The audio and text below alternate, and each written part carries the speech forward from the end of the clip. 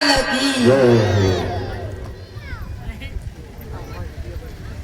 जाइए भक्तों उसी कथा प्रसंग की तरफ। समय काफी हो रहा है और इधर कहते हैं कि उन्हीं पवन रेखा के गर्भ से एक लड़के का जन्म होता है।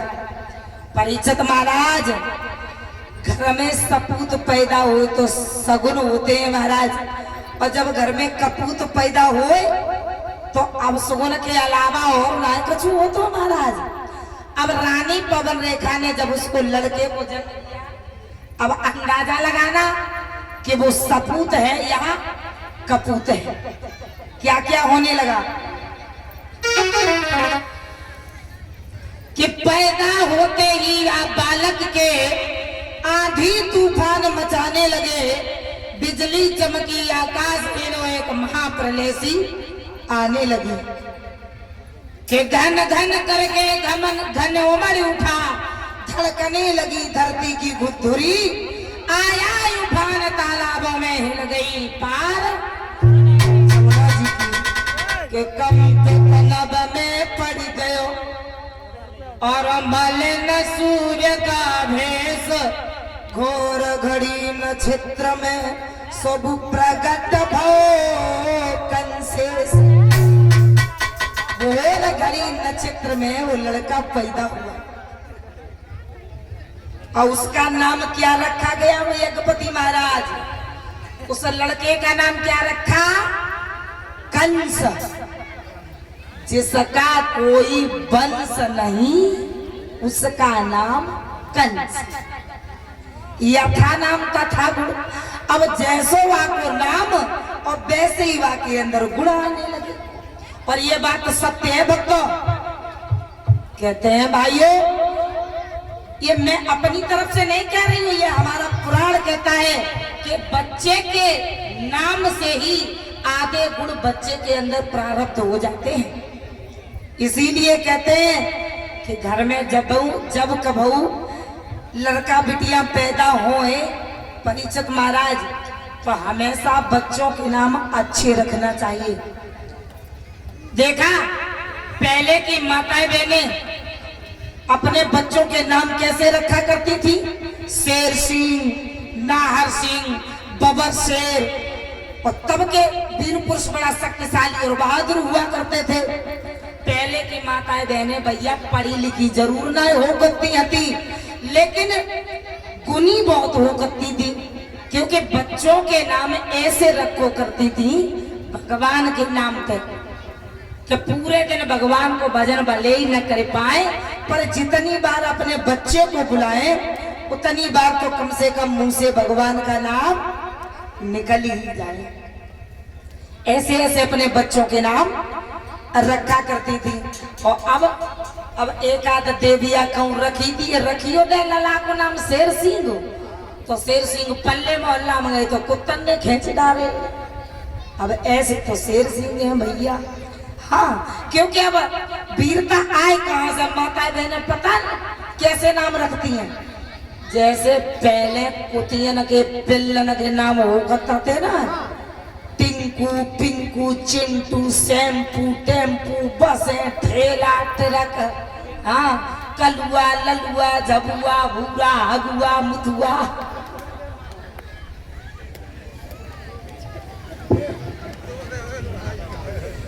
बोलिए वृंदावन बिहारी लाल की। और इसी के साथ ही साथ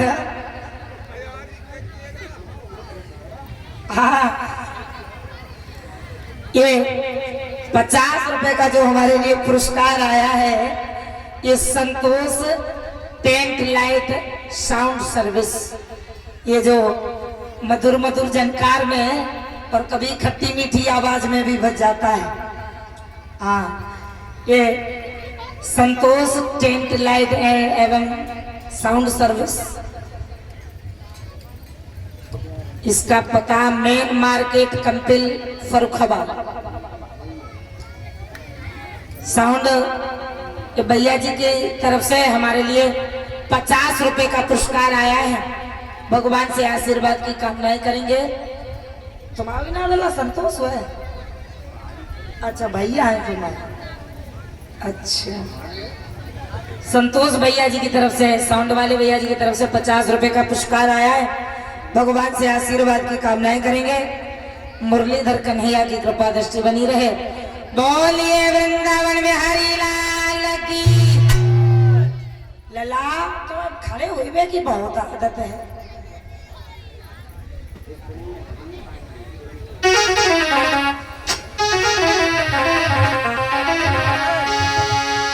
कि जिंदगी एक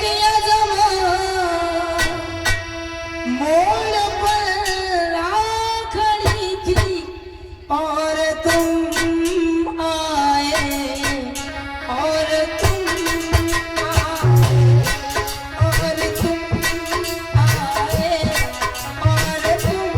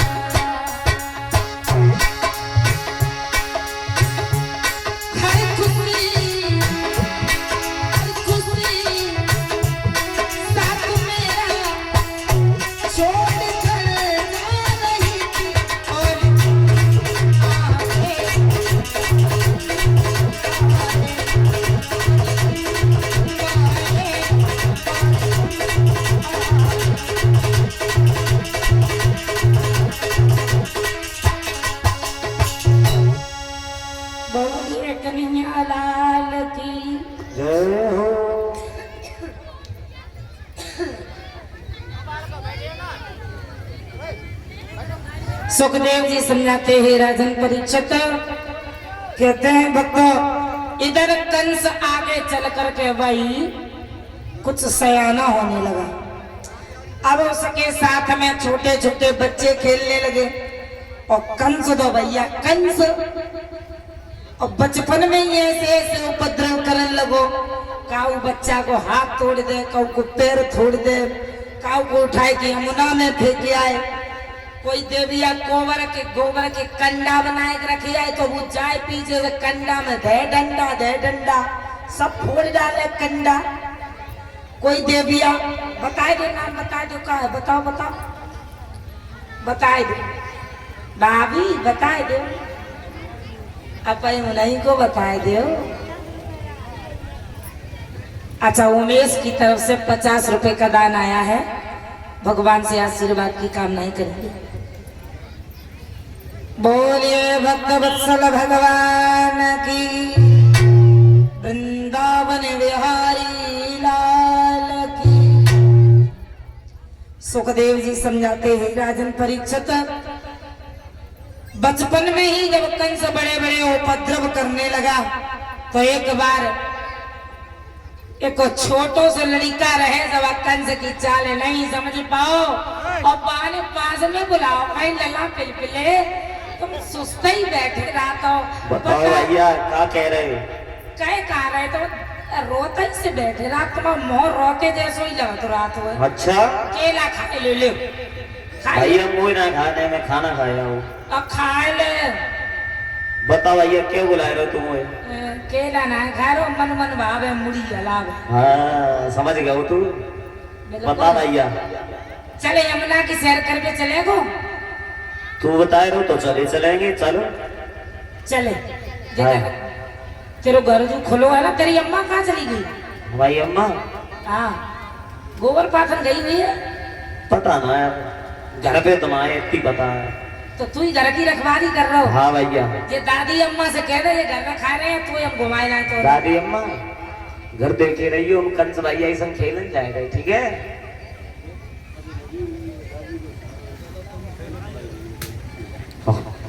बताओ भैया। चलो भैया चलो। ये ना देख कह दे डुकरिया है दे दिखा तो है ना, तो लोग पुतलियां उतलियां घर में घुस जा। अम्मा देख ही रही हो ठीक है। चल भैया अच्छा तू चलो देख ही रही है। हाँ ठीक है। हाँ भैया हाँ एक बात पूछे? बिल्कुल पूछ। तू रोत सो है तो सवेरे के हम तो देख रहे का रोटी वोटी ना मिली है। ओए हाँ मिली तो है, हम खीर खा के आए और अच्छी अच्छी चीजें बनाई मेरी मम्मी ने, तो बताए। तो मर के नीचे खाएगे ना मौद आए लो। तो तू बता रहा है मैं। अब बताए कि नहीं, तू तो मौद आए नीचे डरो है। बोल भैया बोल। बोले कहा भैया खीर खाए आओ। हाँ हमें कैसे विश्वास आए कि तू खीर खाए के आओ? तो ऐसा करो, अगर कोई विश्वास ना है तो तू हाथ दे अपनो खाए और हम वहां पे थूकेंगे हैं। और तू चाट लिए। चल अगर तो थूक मीठू लगे तो तू समझ जाइए कि हम खीर ही खा के आए हैं। देख हाँ हम है राजा के लड़का। जब तो हमें पता है तुम राजा के लड़का। हाँ तो फिर बातें होश होश हम करो। हो सुसम का भैया, अब ऐसे ही बता सकते हैं हम थूकेंगे तू चाट ले, अगर कोई थूक मीठू लगे तो तू समझ जाइए कि खीर ही खा के आए हैं। सुन एक काम कर तू अच्छा बता। जीव बाहर निकालो, हम अपनी जीव से जीव चाटे के देखे और सोई तू जान लिए। अगर तेरी जीव मीठी बई तो हम समझ जाएंगे तो खीर खाए के आओ। है। अब बोलो भालो ललिका व कंस की चाल का समझ पाए, निकाल जीव। ले भैया निकाल दे। और ऐसा भैया, करो हाँ। हमारी जीव से जीव टच करो और देख मेरी जीव अगर तो मीठी लगे तुरंत समझिए ये हम खीर ही खा के आए। फालतू की भौएं चला तू है बैठो बैठो। तेरी अम्मे दो पैसा की तो सौर ना सो मैंने खीर बनाई ली हुई है। अब सबूर ना है फिर हमें तो बड़े वैसे ही करता हुआ है, बिना सबूर के इतने बड़े हो गए। अरे वही हो कैसे धोखे धाके में बड़ो। अच्छा। अरे आपके मत बातें मारो नाक चुआए खूब फितरा तो मोमबत्ती की फैक्ट्री चला। तो बाकी बचपन में सब ही चलते हैं, हमारी कोई नई थोड़ी चली। तेरी हाँ। नहीं चलती है। अच्छा हाँ। चल भैया अच्छा। और भैया बोलो वालो समझ पाओ नहीं लड़का। और कंस की चाल कंस ने जीव से जीव लगाई और लड़का की जीव कच्च से काट ली और उठाए के यमुना में फेंक आओ। ऐसा ही नहीं भक्तो, अब तो कंस के उपद्रव। बचपन में बच्चों के अम में कितने ही बच्चे मार दिए।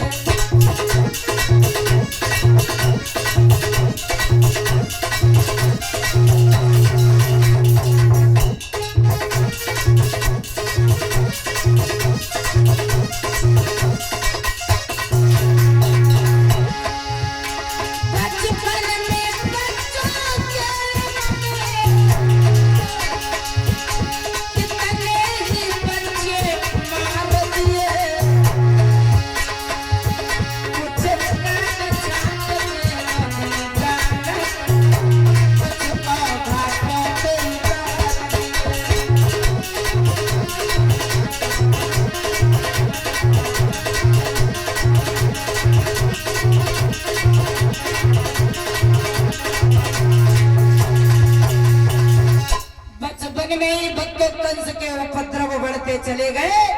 धीरे धीरे धीरे धीरे जब कंस 15-20 साल का जवान पट्टा हो गया, अब पट्टा के साथ में 2-4 लट्ठा और घूमन लगे लाठी ले लेके। भैया अब 2-4 गुंडे आगे पीछे।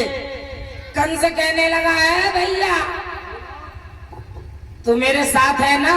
बिल्कुल तू मेरा प्यारो मित्र है। बिल्कुल, जब कोई सकेगा अन्ना सक कछुना है भैया, लेकिन एक बात है, बता। हमारे पिताजी जो है ना, पिताजी हाँ हाँ ये बूढ़े हो गए, उनको हुई तो दिमाग खराब। सही कह रहा हूँ भैया। कोई कछु कहते थे, हमेशा हमें डांटते ही रहा था, ले लाठी रोते ही रहा था। अच्छा हाँ, अब तू एक काम कर, बता। तू ऐसो करे, बोल। हमारे पिताजी को उठाए के जेल में डलवा दे। देख भैया, हाँ, हम तो प्रजा के हैं, ऐसो करो। हाँ तो प्रजा को तो कह दो। अरे तू है तो राजा के लड़का को दोस्त ही तो है। तो ऐसो कर, मैं तो ये कल बता रही, तू ही अपने पिता को डाल दे और खुद राजा बन जा, तेरी यो मौज है और संगम में हमारी यो मौज है।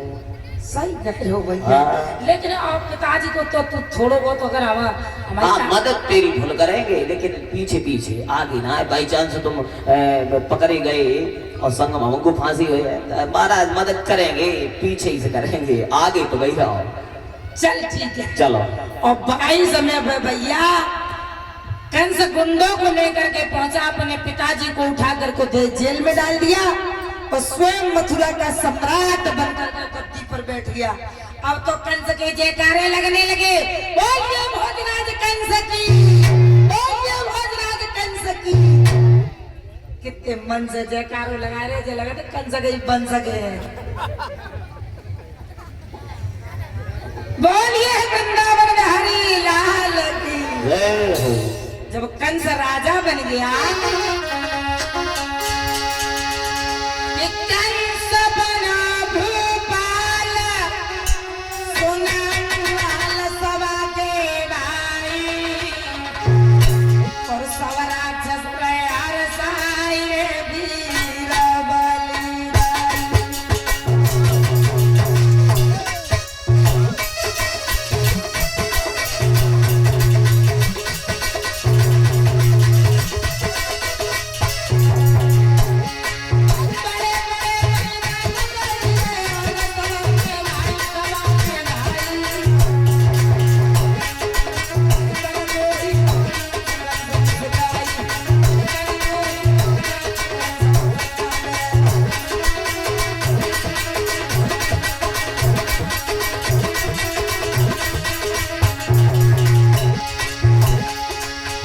भोजराज कंस की सभा लगी, बड़े बड़े वीर योद्धा थोड़ी से ढाल को लगाए हुए बैठे।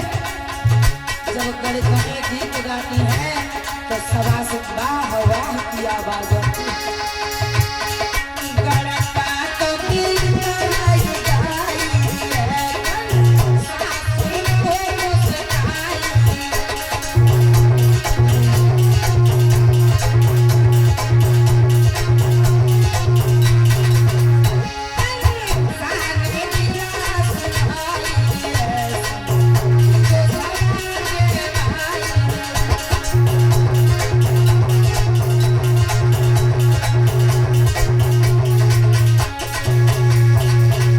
कंस की सभा में बड़े बड़े वीर योद्धा थोड़ी से ढाल को लगाए हुए बैठे हैं। जब गणिकाएं गीत गाते हैं तो सभा से वाह वाह की आवाज आती है।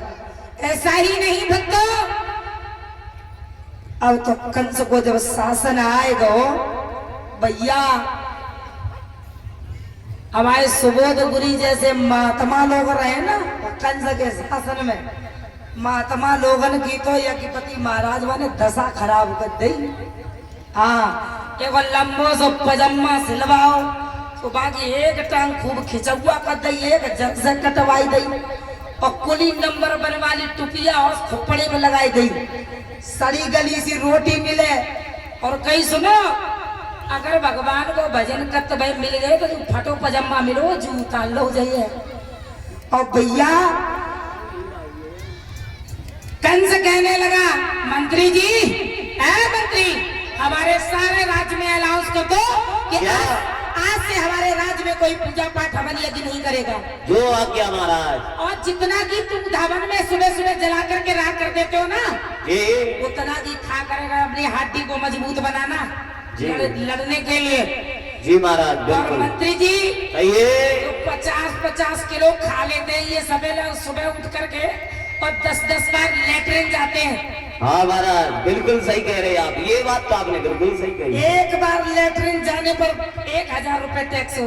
बिल्कुल टैक्स कर दो। बिल्कुल महाराज जैसा आप कहें। दूसरी बार अगर लेटरिन जाए तो 1500 रुपए भर करके तब जाए। बिल्कुल महाराज।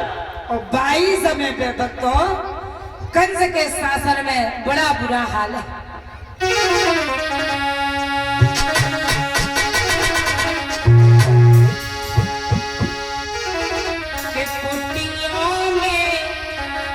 कुटियों में और मंदिरों में कैया कटवाई जान लगी,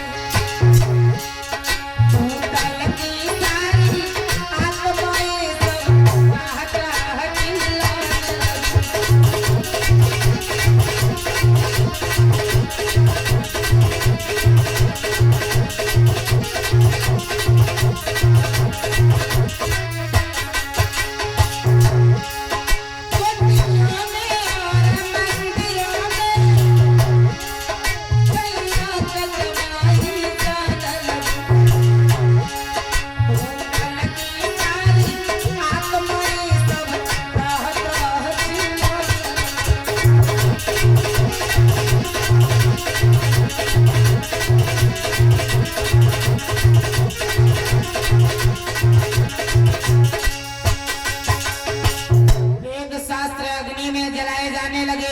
कुटियों में मंदिरों में गैया कटवाई जाने लगी, सारे भूतल की आत्मा त्राह त्राह करने लगी। भगवान विष्णु को सारे देवता एकत्रित होकर के ब्रह्मा जी को याद किया। ब्रह्मा जी ने कहा पृथ्वी जाकर के ये आवाज अपने भगवान विष्णु को सुनाओ। तो सारे देवता एकत्रित होकर के कंस के शासन में भगवान विष्णु को याद करने लगे। एक स्वर में सारे देवता भगवान विष्णु को बुलाया। कैसे? एक बार में हम बोलेंगे और एक बार में हमारी सभी माताएं बहनें बोलेंगी और सभी भैया बंधु सभी लोग बोलेंगे। और अगर ऐसे न बोलो तुम लोग तो जय जान लियो कि कंस के शासन में हम दुखी हैं, लाठी पत्ते ताई से भगवान को बुलाते हैं। हाँ, और लेकिन बोलियो सब लोग मन से, जोर से न बोलो तो मन से जरूर बोलियो, ठीक है? ताली बजाएगी।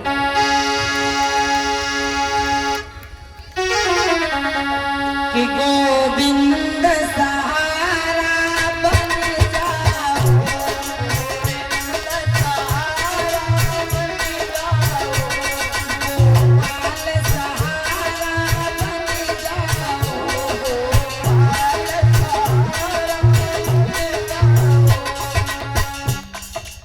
और पीछे जो हमारे दादाजी बैठे हैं, बड़े बूढ़े बुजुर्ग लोग, ताली बजाए के कीर्तन, बड़े बूढ़े लोग जरूर जरूर बोलो करो भैया कि जो नए नए लड़का बिटिया चाहे बोले चाहे न बोले, अब तुम तो टिकट लाए पहले स्टेशन पे बैठे हो तैयार, तो तुम लोग जरूर कीर्तन बोले वो चाहिए।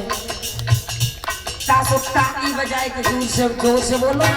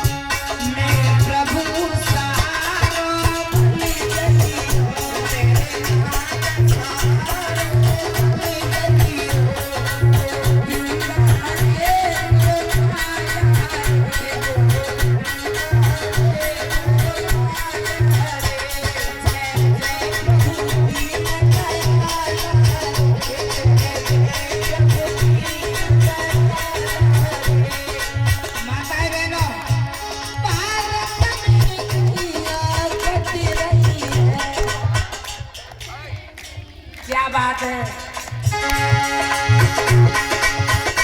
रमेश भैया, तुम्हारी पार्टी कतई बोलती है ना, हमारी ना बोलती है।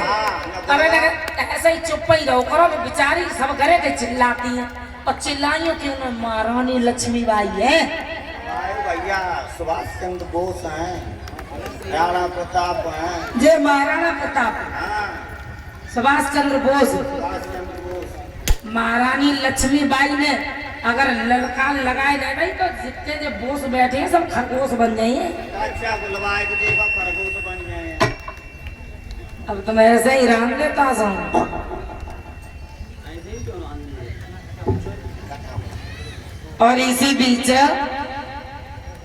अरजेश यादव की तरफ से 50 रुपए का दान आया है और 50 रुपए पुरस्कार के रूप में आया।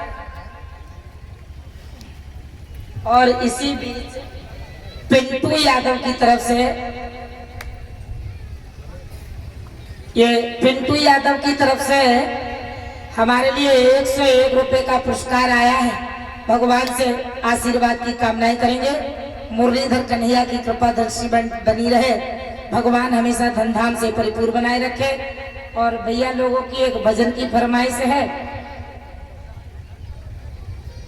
भजन कौन सा भजन तो लिखा ही नहीं है, तो हम अपनी तरफ से सुनाई दे रहे हैं।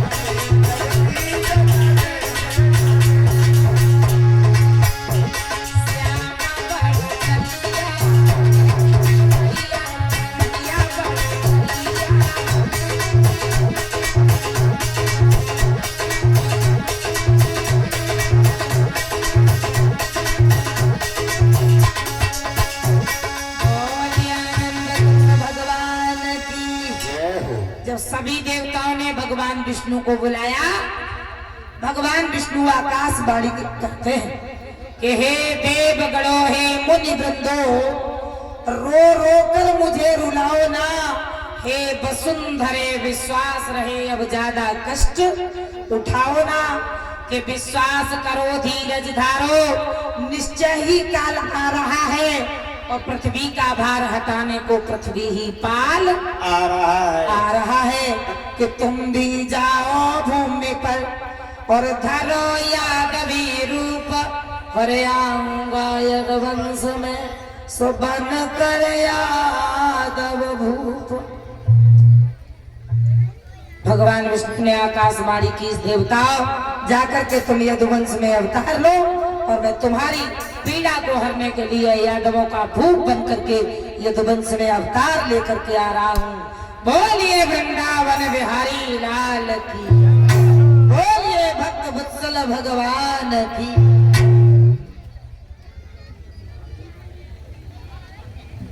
और गोपाल 50 रुपए पुरस्कार देकर सम्मानित कर रहे हैं। आर के डीजे साउंड कायमगंज, गोपाल यादव की, गोपाल जी की तरफ से 50 रुपए का पुरस्कार हमारे लिए आया है। भगवान से आशीर्वाद की कामनाएं करेंगे। एक बार जोरदार जयकारा, बोलिए कन्हैया लाल की, बोलिए भक्त वत्सल भगवान की जय हो। भक्तों की आ जाइए भक्तों इसी कथा प्रश्न की तरफ। इधर भोजराज कंस की एक चचेरी बहन थी, देवक की लड़की, जो कंस राज के चाचा थे देवक। देवक की लड़की देवकी का विवाह वाले सूर्य सेन के पुत्र वसुदेव के साथ में भक्तों बड़ी धूमधाम से होता है। जब देवकी ससुराल को चली है, देवकी जब ससुराल को चली है तो कंस ने रथबान को उतार करके नीचे खड़ा कर दिया और रथ पर स्वयं रथबान बन करके बैठ गया और रथबान बन करके देवकी का रथ लेकर के चला। चलते वक्त देवकी रोने लगी और बोली, भैया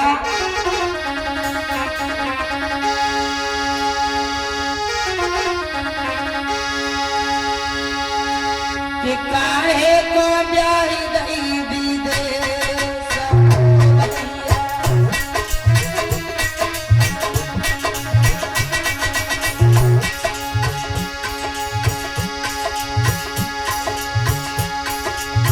काहे को ब्याही दई विदेश काहे को ब्याही दई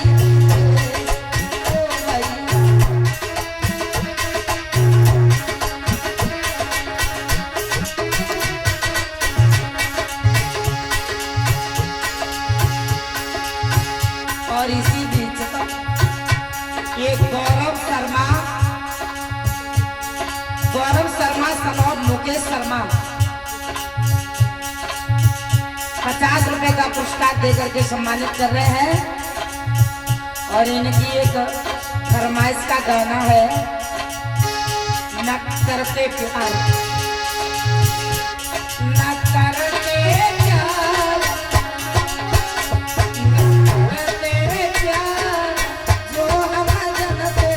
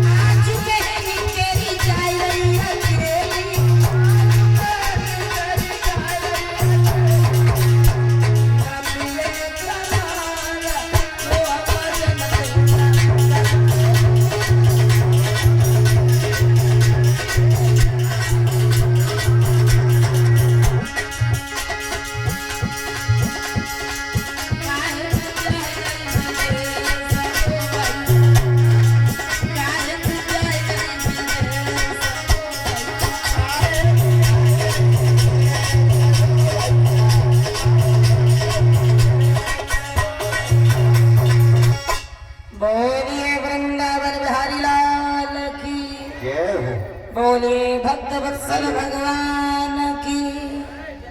भगवान इधर कहते हैं वो कंसराज जब देवकी की विदाई देने गया, क्या मैं इनको डाल दूं? चलते चलते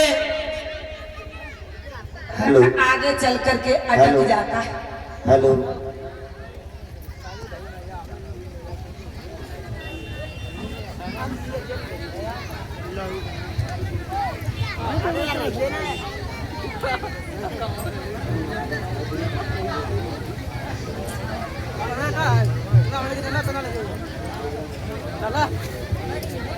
काबिल है उनके काबिल है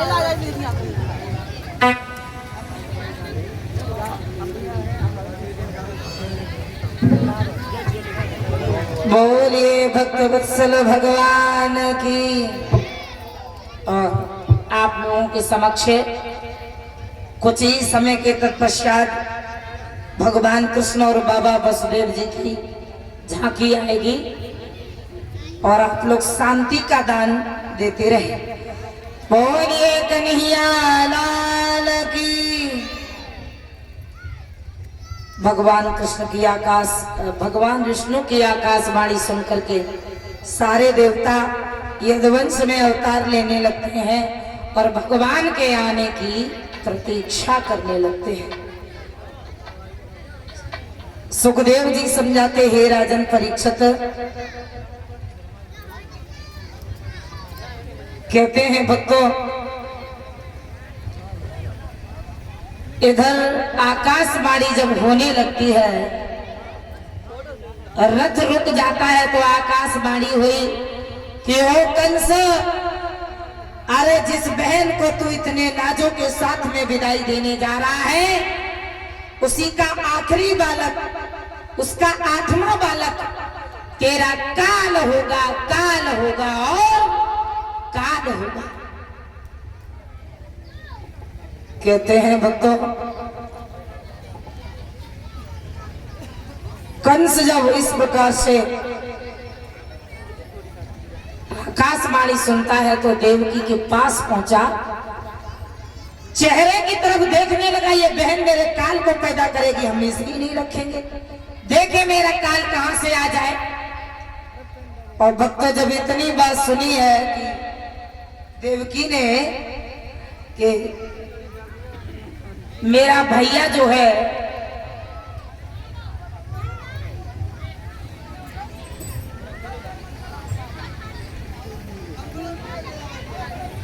कहा है, जब इतनी बात सुनी है कि मेरा भैया मुझे मारना चाहता है, हाथ में तलवार लिए हुए कंस देवकी के बालों को दौड़ करके पकड़ लिया। मन में विचार किया कि हम बहन को ही नहीं रखेंगे, देखे मेरा काल कहां से आ जाए, न रहेगा बांस और न बजेगी बांसुरी। ऐसा विचार किया। उसी समय पर भक्तों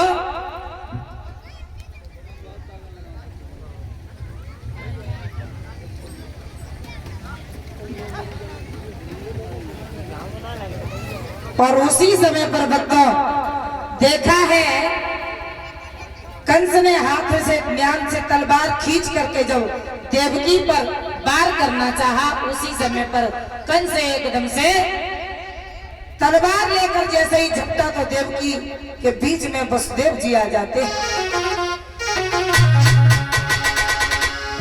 अरे कंस राज ने बहन पे तलवारियां रे चलाई,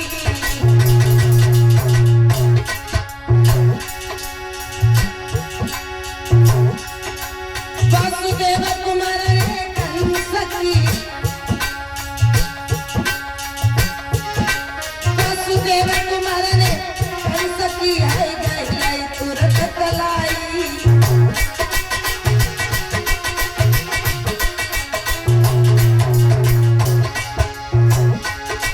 महाराज कई वसुदेव कुमार समझाए, और जो मेरा को मारो तुम्हारे छत्री धर्म खटकाए। राधाधारी छत्री में जो बहन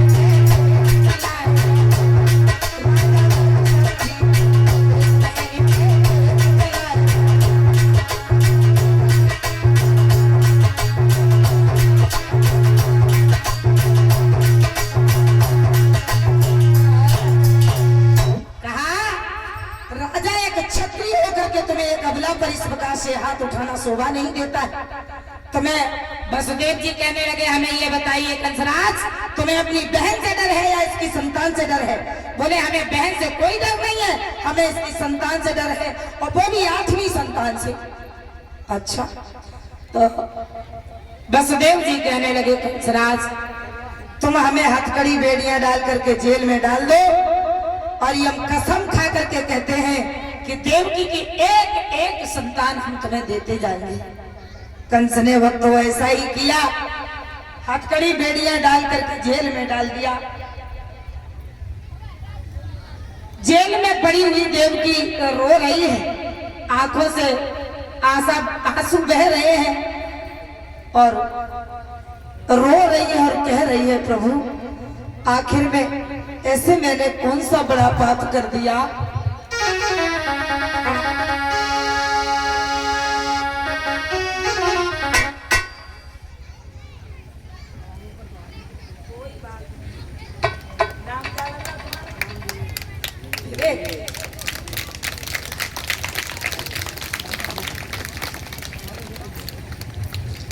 हाँ,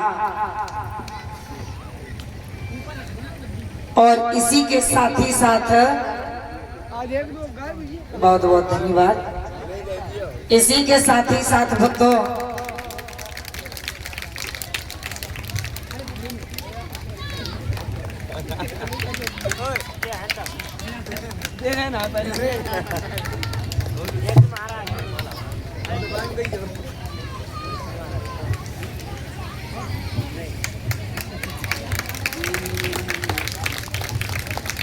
जो माल्यार्पण कर हमारा स्वागत किया है,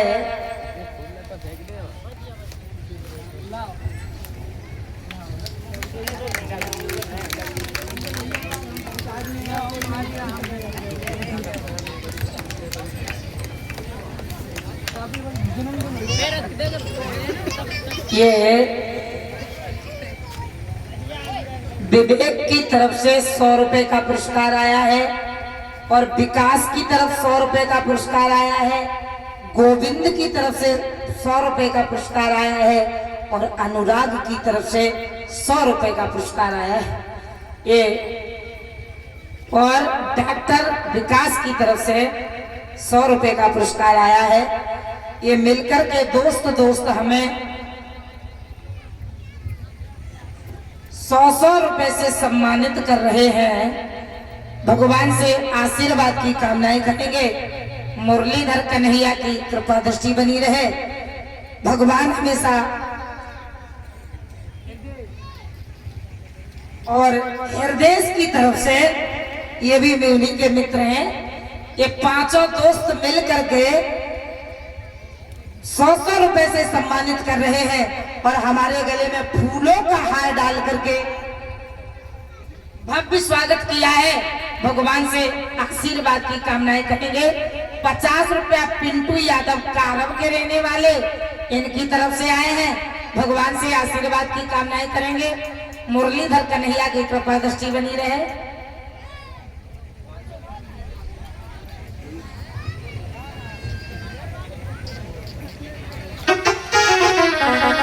और इसी के साथ ही साथ जो हमारी पति 1 नंबरी पति 10 नंबरी जो प्रोग्राम चल रहा है स्वर्गीय ब्रजेश शास्त्री जी के साथ में, उन्हीं की तरफ से जो 2 लाइनें आई हैं जो बहुत ज्यादा ट्रेंडिंग में कुछ समय तक चली है और अभी भी चल रही हैं, उन्हीं की तरफ से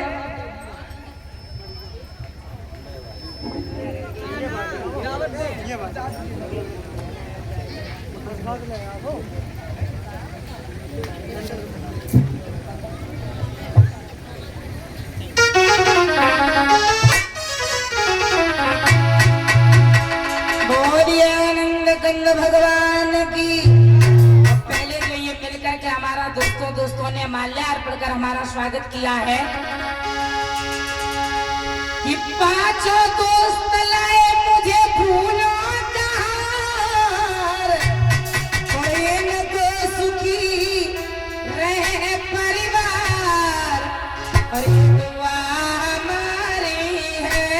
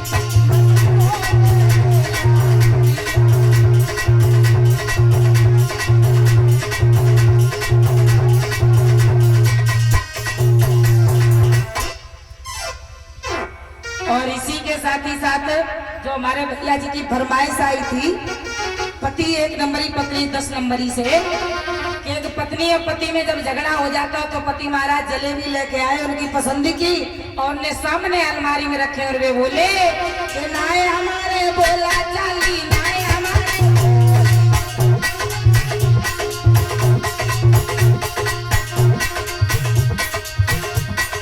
नाए हमारे बोला चाली, नाए हमारे कोई अलमारी में जलेबी खिलावे कोई।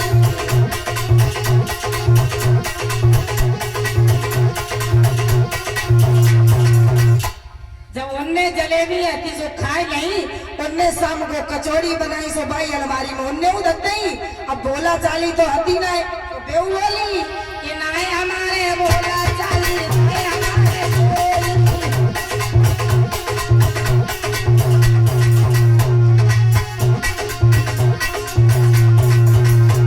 और कल सवेरे करी कचौड़ी खाया वे कोई।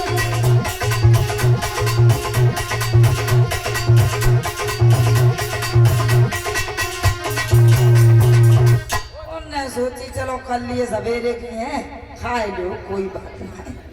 तो ये और इसी के साथ धीरपाल सिंह जी की तरफ से, धीरपाल शर्मा की तरफ से 100 रुपए का पुरस्कार आया है। भगवान से आशीर्वाद की कामनाएं करेंगे, मुरलीधर कन्हैया की कृपा दृष्टि बनी रहे। अब आ जाइए क्योंकि समय काफी हो रहा है और कृष्ण जन्म की पावन कथा चल रही है, जो उस कथा की तरफ देखते हैं। सुखदेव जी समझाते हैं राजन परीक्षित, इधर बताते हैं भक्तों कि जब जेल में पड़ी हुई देवकी रो रही है और दत्त के साथ में देवकी पहले बच्चे को जन्म देती है, लेकर के प्यार करने लगे। वसुदेव कहने लगे देवकी इस बच्चे से मोह न बढ़ाओ क्योंकि ये तुम्हारा बेटा नहीं, ये भोजराज कंस का भोजन है। देवकी रोने लगी और कहने लगी स्वामी ऐसी भला कोई भी अभागिनी मां नहीं होगी जो अपने बच्चे को इस प्रकार से मरवाने के लिए दे देगी। स्वामी एक काम करो, इस बच्चे को न ले जाओ। वसुदेव जी बोले भद्रे अगर कंस ने कहीं हमें और तुम्हें ही मार दिया तो? कहने लगी अगर ऐसी बात है तो ये रहा बच्चा, आप लेकर के जा सकते हैं। वसुदेव के पास ले, वसुदेव जी कंस के पास उस बच्चे को लेकर के पहुंचे। मासूम बच्चा कंस के चेहरे की तकतकी मार करके देखने लगा। कंस ने विचार किया इस मासूम लोहे के चीथड़े ने बड़ा मेरा क्या बिगाड़ा, नहीं चाहिए ये बच्चा मुझे।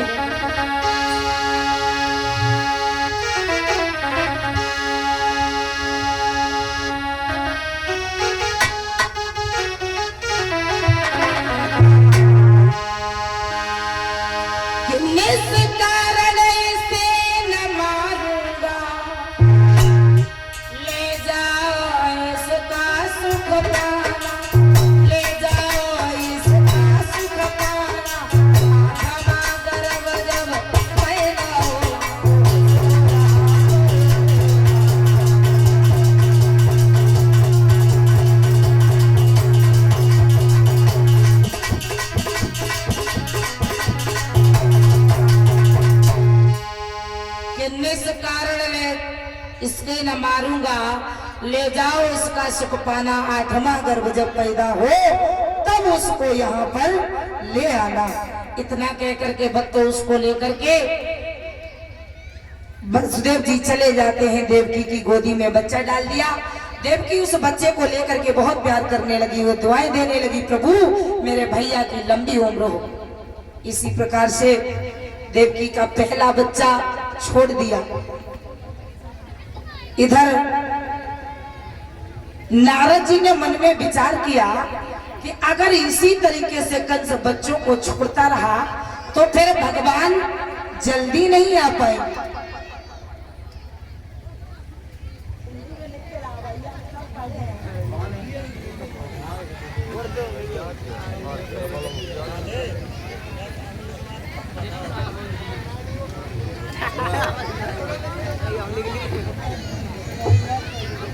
और इसी बीच ये केशव शर्मा सन ऑफ मोतीराम शर्मा।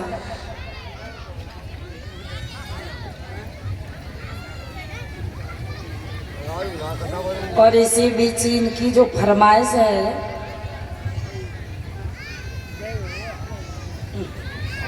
आठ आरो रूमाल छप्पर एड़ीदार मंगाऊंगा।